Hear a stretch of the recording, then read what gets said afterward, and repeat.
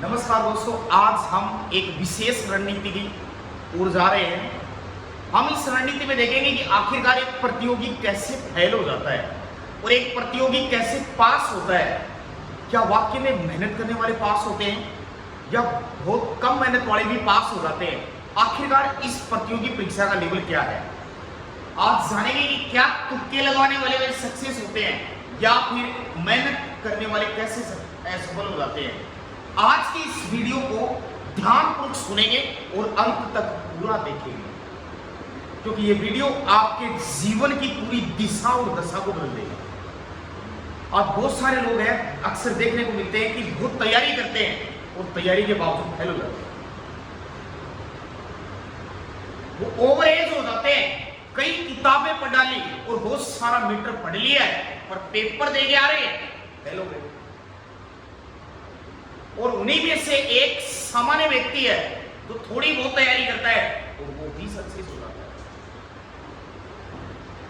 फिर हम दोष ठहरा देते हैं, करप्शन हो गया, भ्रष्टाचार फैल गया, मैल ऊंची चली गई, नीची रह गई, ये हो गया, मेरा मैथ वाला पार्ट खराब हो गया, इंग्लिश वाला पार्ट खराब हो गया, जीके वाला क्वेश्चन खराब हो गया, रीजनिंग का खराब हो गया। आज पूरी डिटेल आपके सामने आ गई। हम पॉइंट टू पॉइंट चर्चा करेंगे कि हमें कैसी रणनीति से तैयारी करनी है और किस तरीके से आगे बढ़ना है। आखिरकार पेपर कैसे बनता है और कैसे बनाए जाते हैं पेपर। आज एक पूरी रणनीति के बारे में ध्यानपूर्वक अवलोकन करेंगे। आज की अपनी महत्वपूर्ण क्लास होगी प्रतियोगी परीक्षा, क्योंकि रिसेंटली बहुत सारे बच्चे पेपर देने के लिए जाएंगे, तो फिर क्या करना है और कैसे रिलैक्स माइंड से पेपर देना है, तो ध्यानपूर्वक समझिए। पहला बिंदु ये है कि पेपर कैसे बनता है और कौन बनाता है। आज पहला प्रश्न अपना ये है कि पेपर कैसे बनता है, कौन बनाता है। तो पहली बात तो ये है इसमें कि पेपर हमेशा जो भी बनेगा वो ऑथोराइज्ड किताब से ही बनेगा। अब बहुत सारे बच्चे ऐसे भी हैं उनको ये नहीं पता है ऑथोराइज्ड किताब कौन सी। स्कूल की सभी किताबें प्रमाणित होती हैं, ऑथोराइज्ड होती है। कॉलेज की सभी किताबें प्रमाणित होती है, ऑथोराइज्ड होती है। एनसीईआरटी डिपार्टमेंट की सभी किताबें प्रमाणित होती है। तो एक बात तो इसमें क्या दी आपको, स्कूल की सभी किताबें प्रमाणित है, कॉलेज की सभी किताबें प्रमाणित है,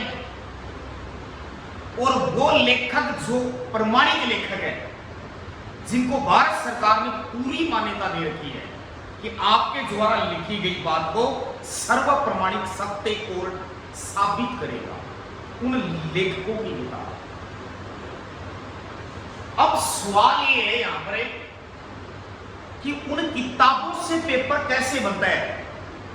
क्या हर बार वो लोग किताबों को पढ़ते हैं?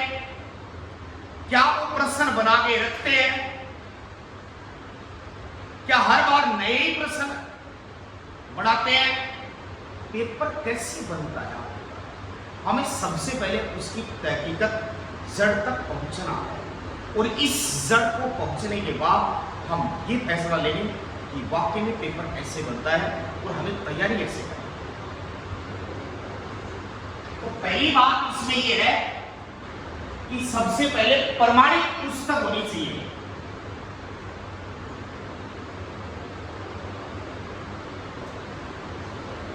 और बनाने वाला जो व्यक्ति होता है उस पूरे संगठन का नाम होता है। ये पूरा संगठन होता है, कोई एक व्यक्ति पेपर नहीं बनाता है। भारत में एक पूरा संगठन बनाता है। पेपर बनाने वाले संगठन, पेपर करवाने वाले संगठन कौन कौन से हैं, थोड़ा ध्यानपूर्वक सुनेंगे। भारत में एक संगठन है जिसका नाम है यूपीएससी। यूपीएससी है वो सबसे बड़ा संगठन है। जो बड़ी परीक्षाएं इस देश में आयोजित करवाता है। आईएएस, आईपीएस, आईआरएस, आईएएस जो सिविल प्रतियोगी परीक्षाएं हैं उनका पेपर यही बनाता है। इस डिपार्टमेंट में जो व्यक्ति काम करते हैं उनकी बस इसी के लिए सैलरी मिलती है कि आपको पेपर बनाना है और ये पेपर लेना है। तो जब कोई डिपार्टमेंट पेपर बनाता है तो दूसरे नंबर का संगठन माना गया है एसएससी, और तीसरा बड़ा डिपार्टमेंट है रेलवे। एक हो गया यूपीएससी, एक हो गया एसएससी और एक हो गया रेलवे, और एक संगठन है जिसका नाम है टीसीएस। बाकी खुद के डिपार्टमेंट हो गए। समझ में आ रही है? यदि बड़े लेवल की तैयारी नहीं कर रहे हैं, इस डिपार्टमेंट के बारे में जानना भी आवश्यक नहीं है। यदि आप आईएएस की कोई एग्जाम नहीं देना चाहते हैं तो आप यूपीएससी के बारे में अनभिज्ञ रहना। अब एक मिडिल क्लास का पूरा लेवल जो बच्चे तैयार करते हैं वो है एसएससी। एसएससी के अंदर दो डिपार्टमेंट है, एक तो होता है सिविल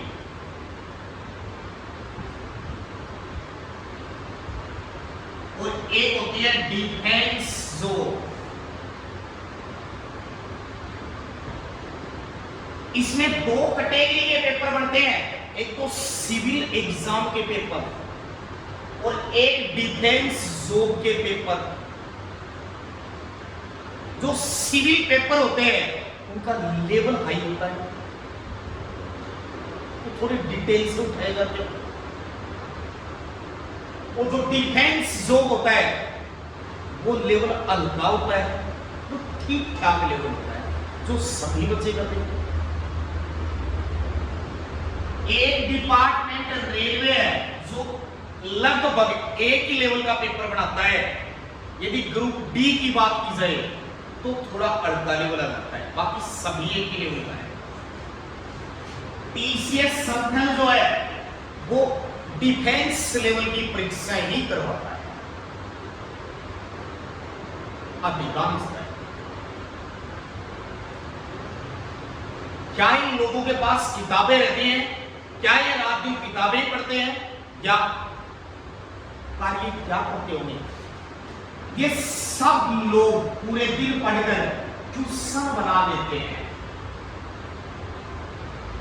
जैसे कि एसएससी ने प्रश्न बना लिए 20,000, समझ में आ रही है? रेलवे ने प्रश्न बना लिए 10,000, टीसीएस ने प्रश्न बना लिए 10,000, क्योंकि इस संगठन में जो लोग रहते हैं उनका सिर्फ इतना ही काम है, प्रश्न बनाओ। समझ में आ रही है? अब यदि ये प्रश्न बने तो अब ये ही घूमेंगे सारे जीवन।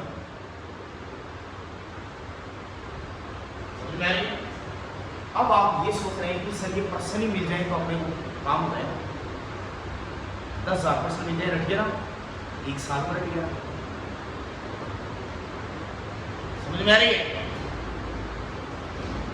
यदि आप एसएससी के 20,000 क्वेश्चन के समथिंग लगभग बढ़ाकर जो आज तक पेपरों में हुए, अब आप क्या तैयार करें इसमें कि क्या आएगा? जितने भी पुराने प्रश्न हैं,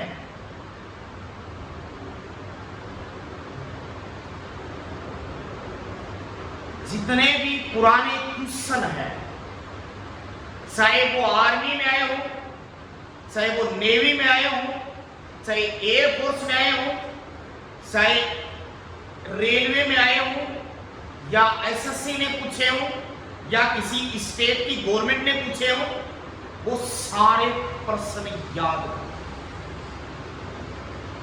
आपका 90% पेपर सही हो गया, उनमें से ही आएगा। 10% जो पेपर रह गया वो करंट अफेयर से आएगा। इसलिए आदमी को पुराने प्रश्न प्लस करंट अफेयर दो चीज पढ़ लेनी चाहिए, जीके का इतिहास खत्म। समझ में आ रही है? एक विद्यार्थी का जीवन में कर्तव्य है कि कोचिंग या स्कूल संस्थान जो भी पढ़ाते हैं वो एक बिजनेस व्यवसाय से पढ़ाते हैं। वहां पर ये ऑथेंटिक सामग्री बहुत कम मिलती है। वो एक पाठ को पढ़ाना शुरू करते हैं, 10 दिन लगा देते हैं। और दुर्भाग्य इस बात का भी है कि मैंने कई बार ऐसी जगह भी देखी है जहां पर पूरे पाठ से प्रश्न भी नहीं आया, तो 10 वर्णों का पाठ लिखा दिया जाता है। तो फिर आप कर्तव्य है कि डिस्क्राइब तैयारी कोचिंग क्लास में कीजिए, पूरे मन तन से कीजिए, पर आप घर जाने के बाद पेपर ही सोल्व कीजिए। और वो पेपर जो पेपर किसी ना किसी में पूछा गया है। समझ में आ रही है? रूम पर जाने के बाद ये थ्योरी नहीं पढ़नी चाहिए आपको। मैथ का मास्टर पढ़ा रहा है, सारे लेवल के प्रश्न एक बार निकाल दो, फिर जिस एग्जाम की आप तैयारी कर रहे हैं तो उस टाइप के प्रश्न निकालो जो डिपार्टमेंट पूछता है। आप कचरा पट्टी फालतू क्यों निकालते हो? यदि आप रेलवे की तैयारी कर रहे हैं और एनटीपीसी की तैयारी कर रहे हैं तो एनटीपीसी में कौन सी टाइप का प्रश्न आता है वो टाइप ही आनी चाहिए। कई बार तो सेम वही डिजिट आ जाती है, परंतु यदि चेंज भी होगा तो सिर्फ संख्या ही चेंज होगी। इसलिए पुराने क्वेश्चन पर ही ध्यान देना है। जल्दी जोग लगना है तो नहीं लगना है तो डिस्क्राइब पढ़ते जाओ और उम्र को निकालते जाओ। डाटी मूछ बढ़ती जाएंगी, काट काट कर पाके हो जाओगे और थक कर कंपनी में चले जाओगे और कंपनी में थक कर लखों में चले जाओगे। ये जिंदगी का मूल मंत्र है। आपको जो रास्ता बताया जा रहा है इस पर ही ध्यान देना है, फिर आप अपने मंजिल को पाने से रोक नहीं सकते। दूसरी बात, पेपर का लेवल कैसे बनता है, किस टाइप के क्वेश्चन डाले जाते हैं, क्या कारण है कि मेरिट 70% रहती है तो कभी 72 चली जाती है, कभी 68 चली जाती है, कभी 70 रह जाती है। क्यों नहीं होता है ऐसा कि पिछली बार मेरिट 70 थी, अब की बार 92 चली गई? ये क्यों नहीं होता है? क्योंकि पेपर बनाने वाला सबसे पहले फिक्स करता है मुझे मेरिट कितनी रखनी है, और वो हमेशा मेरिट का कंपैरिजन पिछले साल की मेरिट से करता है। वो सोचता है कि पिछली बार मेरिट 72% रखी थी तो अब की बार 74-75 हो सकती है, पर 95-96 नहीं हो सकती। इसका मतलब पेपर भी वो वैसे ही बनेगा, पर एग्जामिनर किसी को नाराज भी नहीं करता है। पेपर बनाने वाला सभी प्रकार का मसाला डालता है पेपर के अंदर, आइए जानते हैं। यहां पर दूसरा सवाल यह है कि पेपर का लेवल क्या होता है, वह कैसे बनता है। मान लेते हैं कि कोई एग्जाम ऐसी है जिसमें 40 क्वेश्चन आ रहे हैं, 40 का आंकड़ा ठीक रहेगा समझने की दृष्टि से, हम ये उदाहरण लेके मान रहे हैं। अंशराज समझ में आ रहा है ना, चिन्नू एक्टिव रहना है। श्री राम, तेरा नाम जितनी बार लिया जाए उतनी बार ही कल्याण हो जाता है। उस किस्मत है कि भगवान ने या परिवार के लोगों ने तेरा नाम राम लिखा। अगर जो मनुष्य कभी राम शब्द को बोलना भी नहीं चाहता है, वो भी तुझे अगर मिलना चाहेगा, बोलना चाहेगा, तो राम बोलना ही पड़ेगा। खुदा ने तेरे को कितनी बड़ी रहमत दी है। सबके नाम बोल सकता है, पर तेरा नाम कभी भूल नहीं सकता। कितना बड़ा इतिहास है। बस राम शब्द को लेके जा तो आगे। यहां पर एक छोटी सी स्टोरी आती है, ध्यानपूर्वक सुनिए। एक व्यक्ति था, उसके एक बेटा था, उसका नाम ही था राम।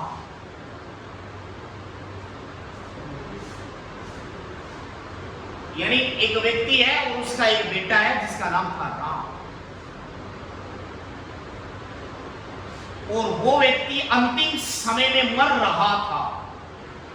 तो शास्त्र ये कहता है कि मरते वक्त यदि कोई मुंह से भगवान का नाम ले लेता है तो फिर वो स्वर्ग में जाता है। उसे यमदूत नहीं लेके जाते हैं, वो नरक में नहीं जाता है, यमलोक नहीं जाता है। उस व्यक्ति ने आखिरी समय जब उसका प्राण निकल रहा था तो अपने बेटे को आवाज लगाई कि राम, और यमदूत चले गए। क्योंकि उनको लगा कि मरते समय भी इसने राम का नाम, इसलिए ये राम की शरण में ये जीवन का एक बहुत बड़ा सर्वश्रेष्ठ। मान लेते हैं कि कोई परीक्षा है, उस परीक्षा में 40 क्वेश्चन आएंगे, कोई भी सब्जेक्ट है, वो रीजनिंग भी हो सकता है, मैथ भी है, जीके भी है, साइंस भी है, फिजिक्स भी है, और भी इंग्लिश भी है, हिंदी भी है, कंप्यूटर भी है। इतने सब्जेक्ट कंपटीशन में आते हैं। एग्जामिनर 10% ऐसे बनाएगा जिसका उत्तर भारत के सभी बच्चे देंगे। जो एक दिन ना पढ़ा है वो भी इसका उत्तर देगा। ये सबसे सरल है।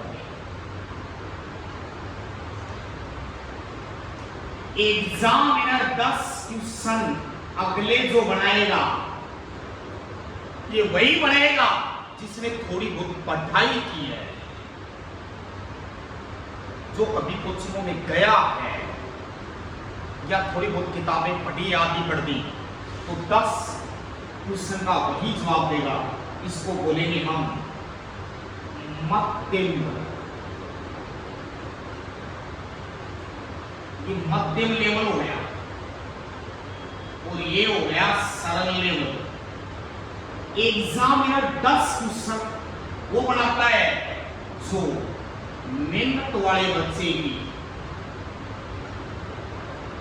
तो इसको हम जो लेवल देंगे वो देंगे मध्यम से ठीक, पर कठिन से कम। इस प्रकार प्रश्नों की संख्या कितनी हो गई? 30 हो गई है। 30 ही होते हैं कंपटीशन प्रतियोगी परीक्षार्थी के क्वेश्चन। 30 में सिलेक्शन हो जाएगा। एग्जामिनर ये भी चाहता है कि 5 प्रश्न ऐसे भी दिए जाए जो बहुत मेहनत करने वाला बच्चा जरूर करे। इसलिए ये टॉपर बन जाता है, क्योंकि इस बच्चे के कितने क्वेश्चन सही हो गए? 35% सही हो गए। ये टॉप रैंकों में आ जाएगा। पर एग्जामिनर ये भी चाहता है कि जो 5% और डाले गए ये उत्तर किसी को नहीं आना चाहिए, क्योंकि अगर ये भी आ गया तो फिर पेपर बनाने का मकसद ही नहीं रहा। मेरिट पता नहीं कहां चली जाएगी, उसके लेवल में मेरिट नहीं जाएगी। इसलिए 5% वो ऐसे घुमाता है कि कोई ना करे,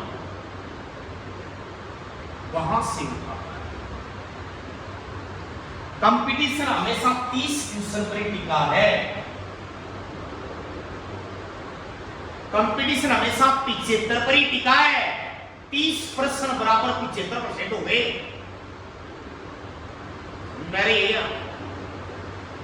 ये आगे 25 वाला सिस्टम को वो चाहता ही नहीं है कि आप उसको उत्तर करें। अरे तुक्का देने वाले भी गलत कर देते हैं। अगर 35 से ऊपर जो प्रश्न करता है वो तुक्के लगा सकता है, पर वहां तक पहुंचा नहीं है। मेरे बात समझ में आ गई? अब सवाल ये है कि फिर हम पास कैसे होंगे? क्या पढ़े कि हम पास हो जाएं कम समय में? क्योंकि मेहनत मनुष्य जिंदगी में एक बार ही कर सकता है, बार बार उससे मेहनत नहीं होती। क्योंकि जिंदगी में ये काम थोड़ी ना बचा है कि मेहनत करके सारे दिन किताबों में लगे रहोगे। और भी इस धरती पर रंग बिरंगा सामान है, देखना है, खाना भी है, पीना भी है, ढोल बाजे नाचने भी हैं, बाल बच्चों की परवरिश भी करनी है। इसी के थोड़ी ना लगो रहोगे। कोई 5 साल से लगा हुआ, कोई 3 साल से लगा हुआ है। मूर्ख है बोलो। मैं इस वीडियो से ये कहना चाहता हूं कि जो माता पिता अपने बच्चे को 6 महीने और मैक्सिमम 12 महीने निकाल देते हैं किसी हॉस्टल कोचिंग में, उसके लात मारने चाहिए, घर पर ही रखना चाहिए। क्योंकि वो पैसों को बर्बाद करने पर उतर आया है, वो सही जगह नहीं है, उसको कुछ नहीं आ सकता। तैयारी सिर्फ एक बार ही होती है, पैसे भी माता पिता एक बार ही खर्च कर सकते हैं। इसलिए अधिकतम तैयारी सिर्फ 12 महीने की होती है।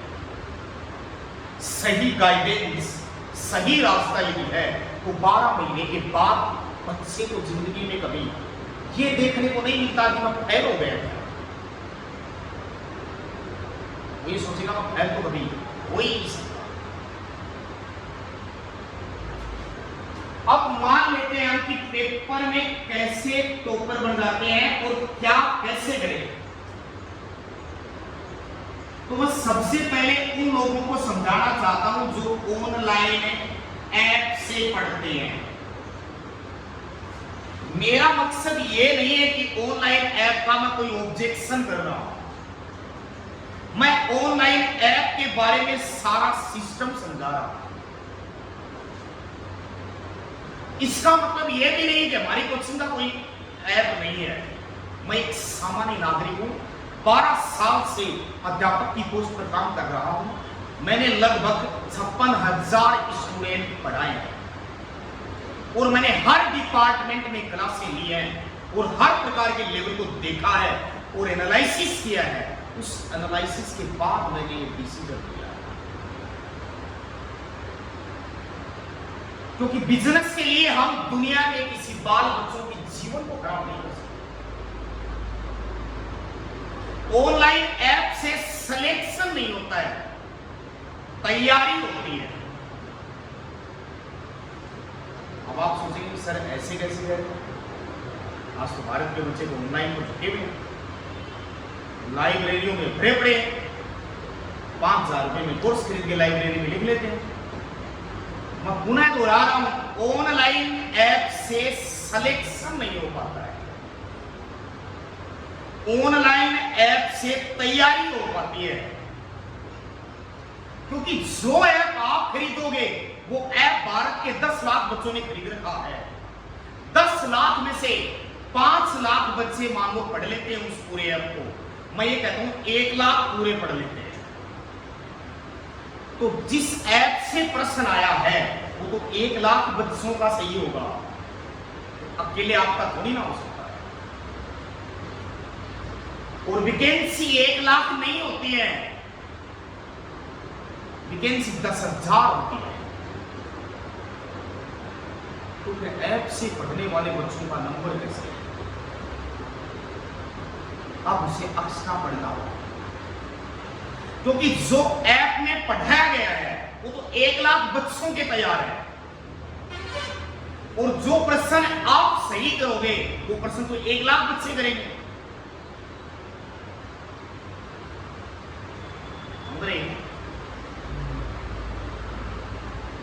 तो फिर कैसे तैयारी करेंगे? ऑनलाइन ऐप उन क्षेत्र और बच्चों के लिए जरूरी है जहां के विद्यार्थी इतनी फीस नहीं भर पाते हैं। और पढ़ने का जज्बा है, निम्न वर्ग के लोग हैं जो रात दिन मेहनत कर सकते हैं, उन लोगों की तैयारी के लिए सबसे बेहतर चीज है। परंतु वास्तव में कहा जाए तो ऑनलाइन से सिलेक्शन नहीं होगा, प्रैक्टिस हो जाती है, अभ्यास खूब हो जाएगा, तैयारी बहुत अच्छी हो जाएगी, सिलेक्शन नहीं हो पाएगा।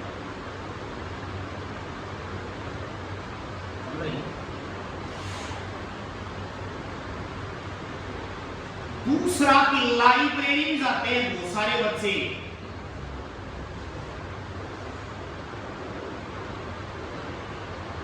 लाइब्रेरी में जाने वाले बच्चे ध्यानपूर्वक सुनेंगे, कान खोलकर सुनेंगे। लाइब्रेरी में किस लिए बच्चे जाते हैं वो समझिए। एक तो बच्चा लाइब्रेरी में इसलिए जाता है कि वो कभी एसी अपने घर पर नहीं लगा सकता, इसलिए वो एसी में बैठने के लिए जाता है।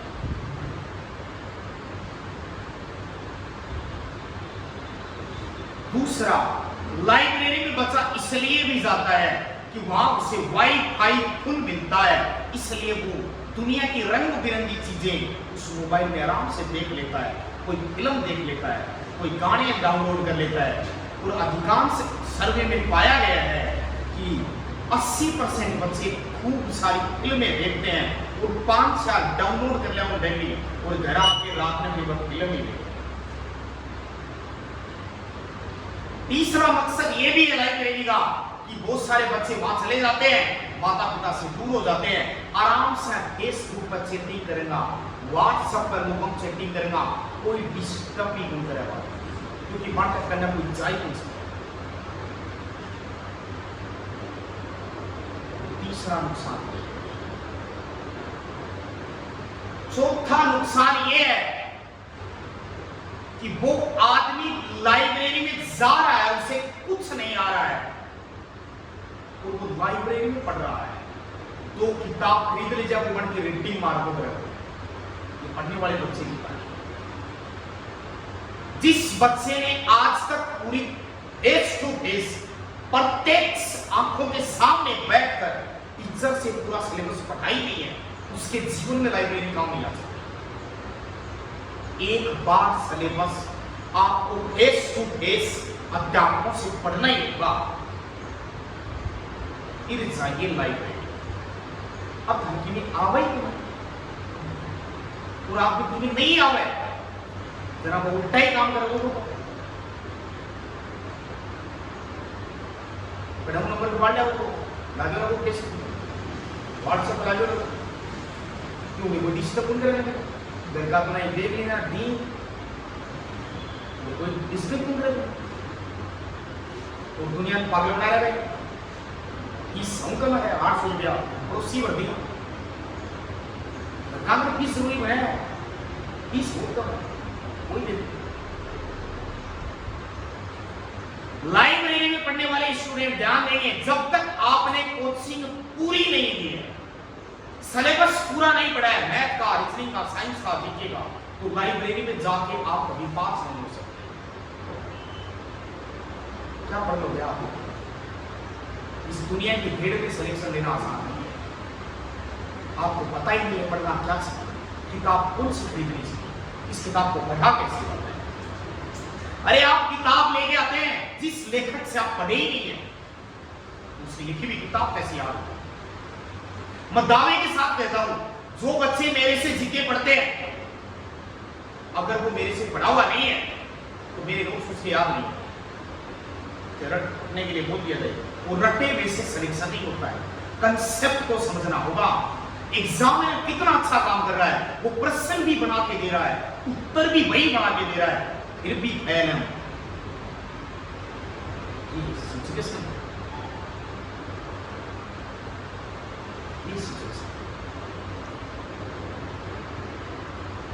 अब दूसरा क्वेश्चन ये था अपना कि लाइब्रेरी के विद्यार्थी क्या सक्सेस होते हैं? वही होंगे जिसमें पूरा सिलेबस जीवन में पढ़ा, और बेस्ट टीचर से पढ़ा है, अट्टू पट्टू से पढ़ा है, तो फिर ये समझ लो पढ़ाई नहीं है।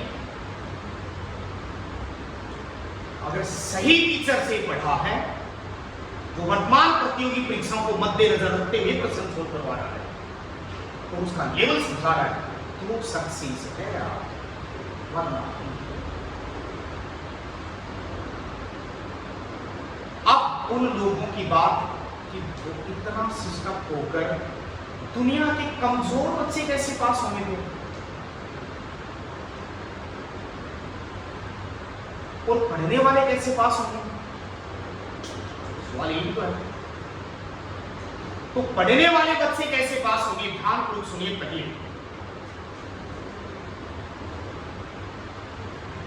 सबसे पहली बात है क्वेश्चन आया,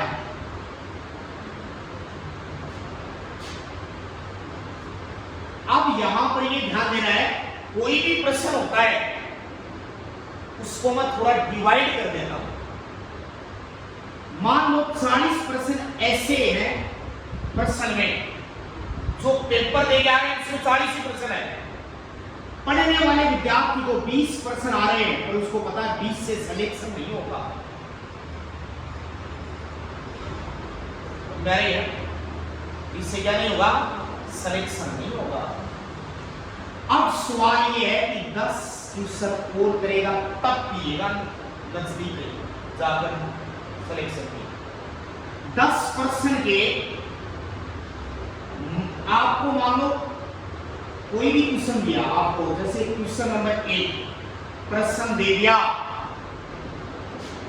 और एकदम से आपको 4 ऑप्शन दे दिया अगले में,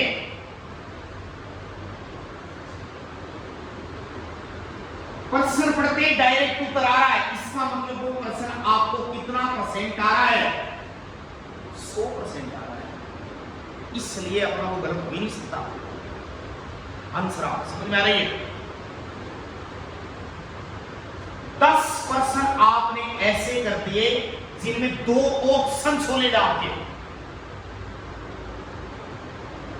एक प्रश्न में क्या आपको सीधा पता है कि ए ही होगा उत्तर, नहीं एक हो सकता नॉलेज, इसका मतलब 100% नॉलेज। मेरे बेटा पीछे नरेंद्र ठंडो पानी मिला है,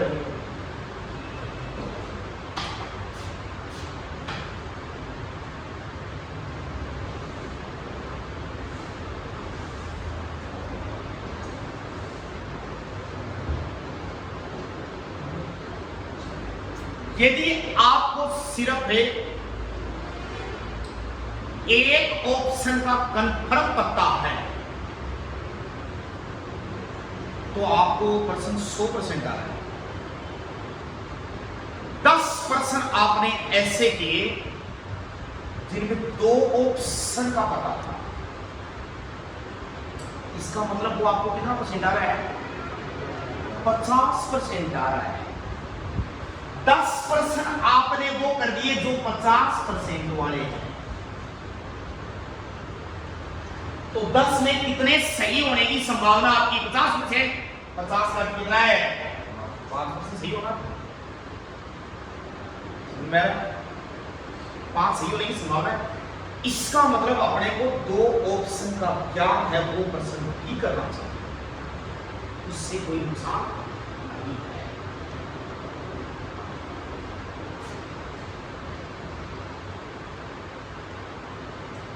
9 प्रश्न ऐसे हैं जिनमें आपको ये पता है कि ए भी हो सकता है, बी भी हो सकता है, सी भी हो सकता है, परंतु ये पता है कि डी नहीं हो सकता। मेरे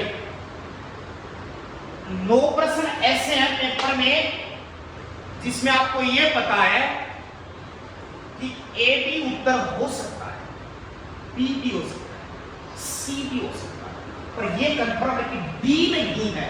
इसका मतलब ये प्रश्न आपको कितना परसेंट आ रहा है, 75% आ रहा है या 25% आ रहा है, 25% ही तो आ रहा है। आपको ये प्रश्न सिर्फ 25% ही आ रहा है। मान लेते हैं कि आपने 10% थे और 25% वाले दिए, तो कितने नंबर आएंगे आपके? 10 का 25% कितना होता है? 2.5 नंबर आएंगे। समझ में आ रही है? कितने आएंगे? 2.5 नंबर आएंगे। पर मान लेते हैं कि माइनस मार्किंग 1/3 है। समझ में आ रही है? यहां पर मान लेते हैं कि 10 की 50% आ रहा है और 1/3 माइनस मार्किंग है, तो भी प्लस में आएगी। 5 तो सही है ही, 5 का 1/3 निकाल लेंगे हम। समझ में आ रही है? तो यहां भी प्लस में, यहां पर -1/3। मान लो कि आपके कितने परसेंट सही है? 10 में से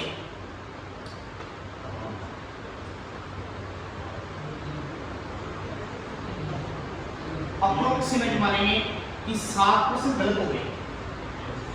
समझ में आ रही है?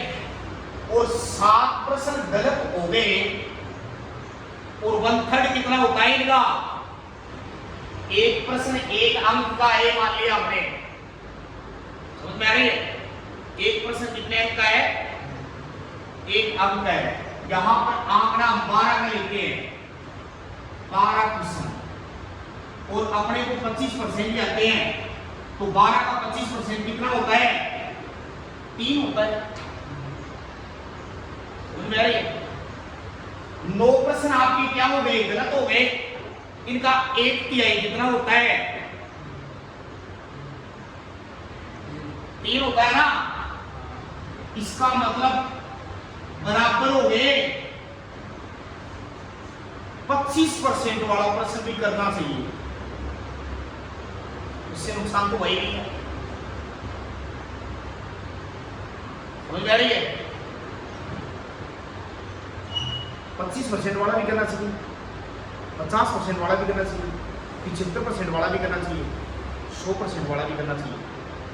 पर वो नहीं करना चाहिए कि प्रश्न आ गया, चारों ही ऑप्शन का ज्ञान नहीं है, वो डूब होएगा। समझ में आ गई बात? यदि चारों ही ऑप्शन का ज्ञान नहीं है, वो डूब। दूसरी बात, कोई व्यक्ति 6 महीने से रात दिन मेहनत कर रहा है, पेपर देने के लिए गया, बस में सो नहीं पाया, रूम नहीं मिला, फुटपाथ पर सो गया, गलत सलत चीजें खा गया, कोई फोन आ गया और परेशान हो गया पेपर से पहले, और फिर पेपर देने पहुंच गया धक्के खाकर, पास नहीं होगा वो।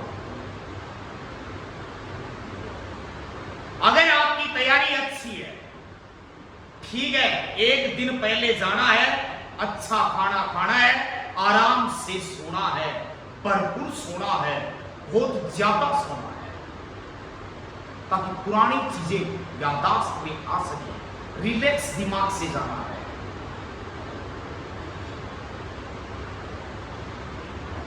पेपर सबसे ज्यादा परीक्षा हॉल में आप कैसे दिमाग लेकर बैठे हैं, पेपर इससे मायने।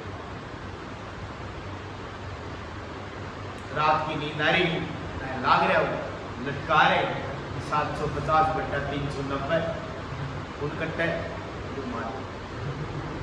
क्या था?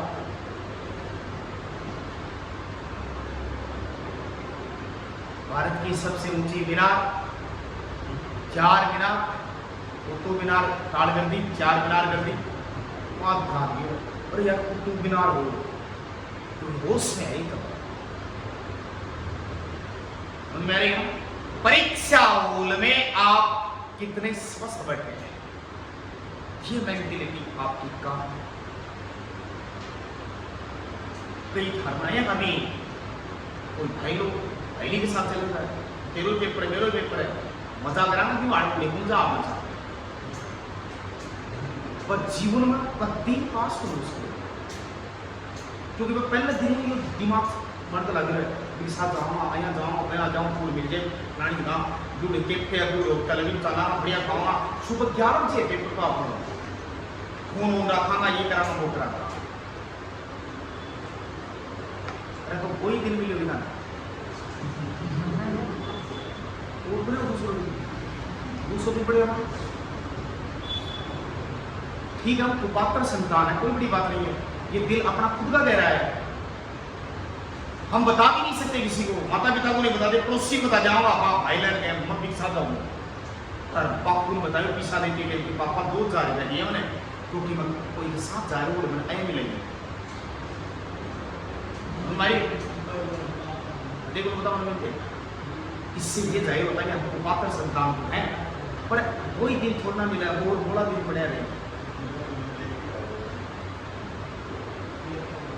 थाना उदिनी घर का 500 रुपया दी तो यूं पड़ा थे पकड़ चंद रो एकदम और बैठे खड़े खड़े खूब क्या हो हमारे यहाँ। इसलिए अया का भी पास जो दिमाग लगाओ हैं ये वीडियो के माध्यम से सुन लेना।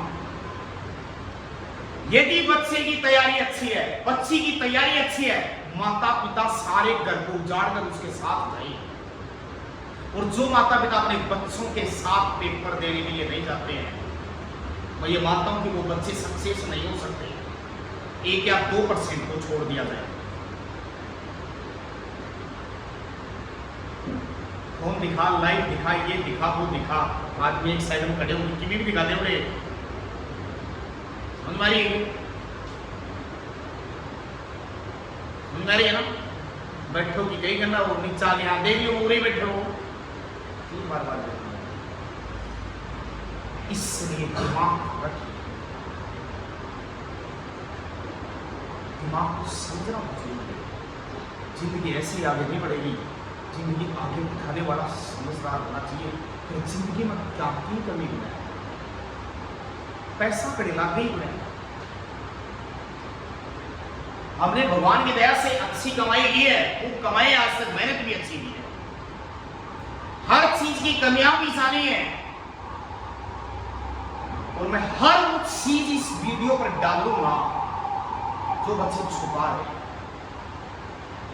और मैं आह्वान करना चाहता हूं कि बच्चे भी सुधर जाएं और माता पिता यदि इसको सुने तो इसमें कभी भी गर्व वाली बात नहीं है कि मेरा बेटा ऐसा नहीं हो सकता, मेरी बेटी ऐसी नहीं हो सकती।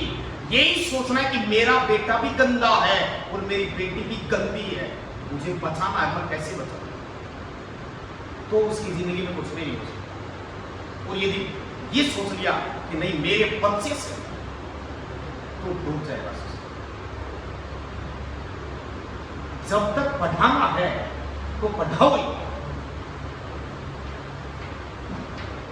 आज समाज में ऐसी घटनाएं घटित हो रही हैं, आप रोज अखबार भरा पड़ाता है, वास्तविकता का कभी छुपाया नहीं जा सकता। समझ रहे हो? घर वाले 2,000 रुपये 3,000 रुपये दे देते हैं।